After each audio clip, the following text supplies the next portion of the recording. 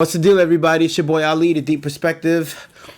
Today I'm going to talk about not a sensitive topic. Everybody's talking about coronavirus, right? So we're gonna ask the question. We're asking the question? I'm not making an accusation first and foremost. Okay. So the question I'm asking is the coronavirus a false flag operation? So, what's a false flag operation? You could always Google what's a false flag operation. Basically, it's when somebody in power says we're practicing for XYZ to happen, and then XYZ actually happens. And then they'd be like, well, we had no idea, we were just practicing.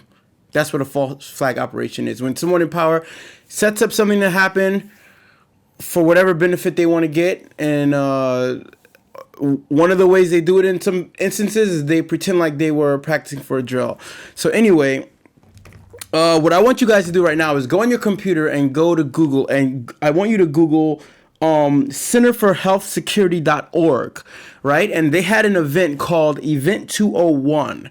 So Event 201, this happened in October of 2019, which is literally about 4 months before all this stuff broke out. Okay? So I'm going to read Event 201 to you.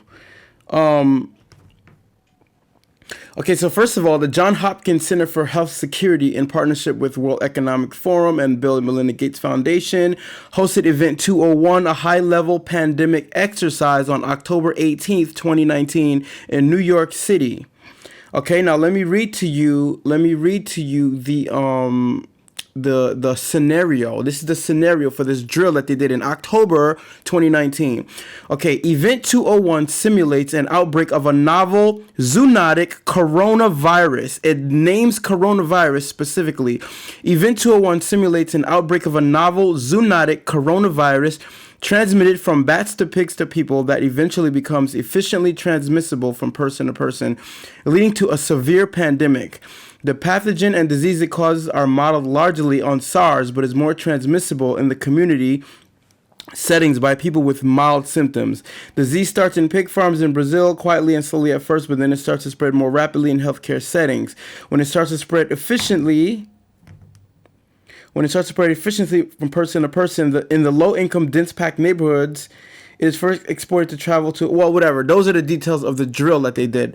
But the drill names specifically the coronavirus. Now, I find this very, very, very, very, very hard to believe that they had no idea that this was coming.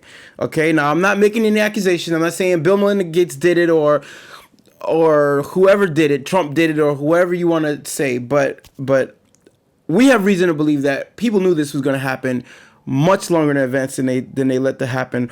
And it said the zoonotic coronavirus. What does zoonotic mean? Zoonotic is disease that are transmitted from animals to humans. That's what zoonotic means. So a zoonotic coronavirus. Now, what I did now is I went on the WHO, which is the make sure I'm still rolling here. Okay, so what I did is I went on the WHO, the World Health Organizations, and I said, how many infectious diseases are there happening right now, right? So right now there are 80 infectious diseases, right? 80 infectious diseases right now in the WHO that are active from 2017, 2018, 2019, 2020. There are 80 infectious diseases going on right now. I'm going to read some of them off to you. Smallpox, monkeypox, malaria, hepatitis, dengue, cholera, rubella, tuberculosis, hepatitis A, hepatitis B, hepatitis E, yaws.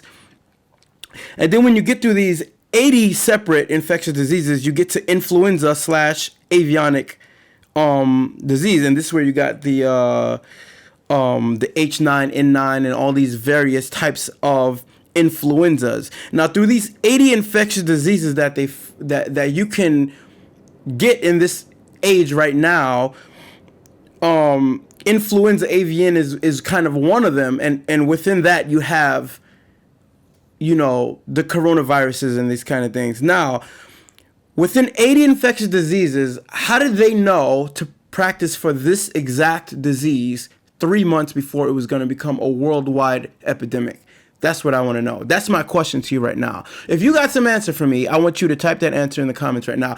Is coronavirus that predictable? Did somebody set this in motion on purpose? Right? Or was this just something that was that predictable? If it was that predictable, why wasn't there steps in place put in hand before that to block it from being a worldwide pandemic, if it was that predictable. If it was that predictable that somebody could say, well, out of all of these 80 diseases, this one is most likely to cause a epidemic in the next couple of months, why was there not securement in place to prevent? Why were there not preventions in place to prevent this from becoming a worldwide pandemic? You know what I'm saying? There's something very strange about that. I find something very strange about that, and that's pretty much it. Now Bill and Melinda Gates. Now Bill Gates. I just heard a recording of Bill Gates saying something very suspect, very suspicious. He has a recording where he says something to the effect of, the planet is at like 6.5 billion right now, and in the next couple of years it's going to reach 10 billion. But with vaccines, we're going to try to reduce that by 10 or 15%. Like, you want to reduce the population by 10 or 15%? I don't know. Maybe I'm hearing it wrong. You tell me what you hear in this. First, we've got population. The world today has 6.8 billion people. That's headed up to about 9 billion. Now, if we do a really great job on new vaccines, healthcare, reproductive health services, we could lower that by perhaps 10 or 15%. That's pretty much my take on this whole situation. And I'm not saying that the coronavirus is not real. It's obviously real. There are lots of people dying from it. Italy is getting hit very hard. They have a very high percentage of senior citizens. This is definitely real. But someone somehow knew this was going to happen before it happened. Your guess is just as good as mine, but I don't believe in these type of coincidences. I'm going to just keep it 100 with you. I don't believe in these type of coincidences. Between all these 80 infectious diseases, you picked the exact disease that was going to take the world over months beforehand. I mean, there are some coincidences in the world, but 1 out of 80, I don't know. That I'm not going to make any accusations, but somebody answer this question for me. Why was this known? Please answer. Put your answer in the questions in the comments. Oh, you know what? I got one more thing to say. Now, this is my take on it. This is totally speculative. There's no facts behind this whatsoever. This is just my take on this, okay? The phrase coronavirus has been out since the 60s. Coronaviruses themselves has been around for a very long time.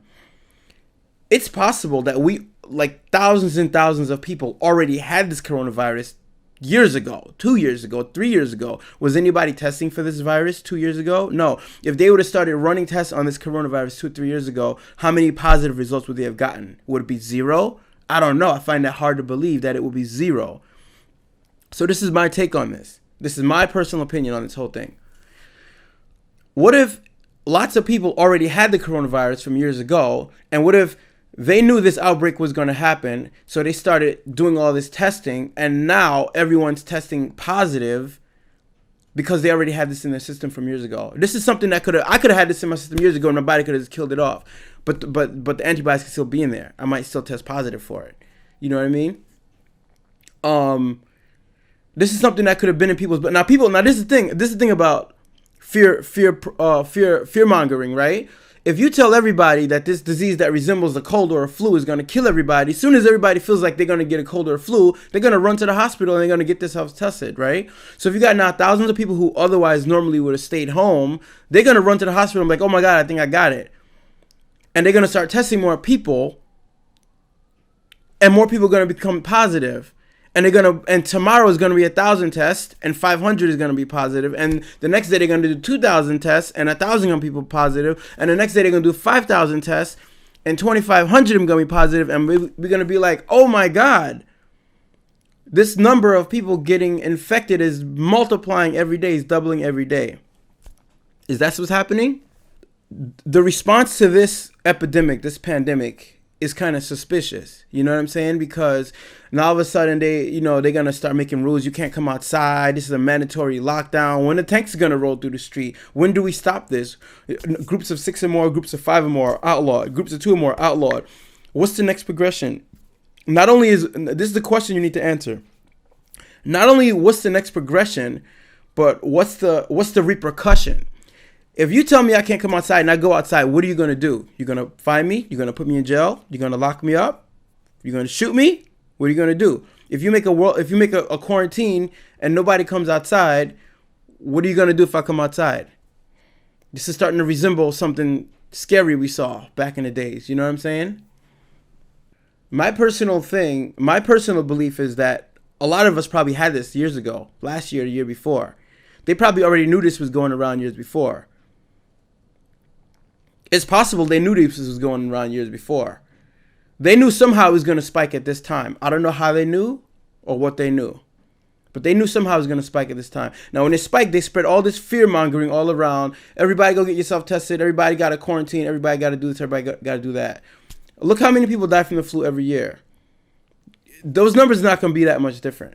You know what I mean? But somehow they knew this was going to spike at this time period. I don't know how they knew, but they had to know. That was not a coincidence. This is my opinion segment right here. Okay? So they knew this was going to spike at this time, and this is already in everybody's blood. They could start the massive testing. You're going to get massive positive results. And then what do? You're going to make rules to go into, you're going to make rules to fit the propaganda that's going on that they already knew it was going to go on. You know what I mean? Now it's going to be curfews. Now you're not going to be allowed outside. You're not going to be outside. More groups of certain people are not going to be allowed outside. What's the next step? Where are they going with this? Somebody answer my question. Share, subscribe, comment below. I need to know. Peace.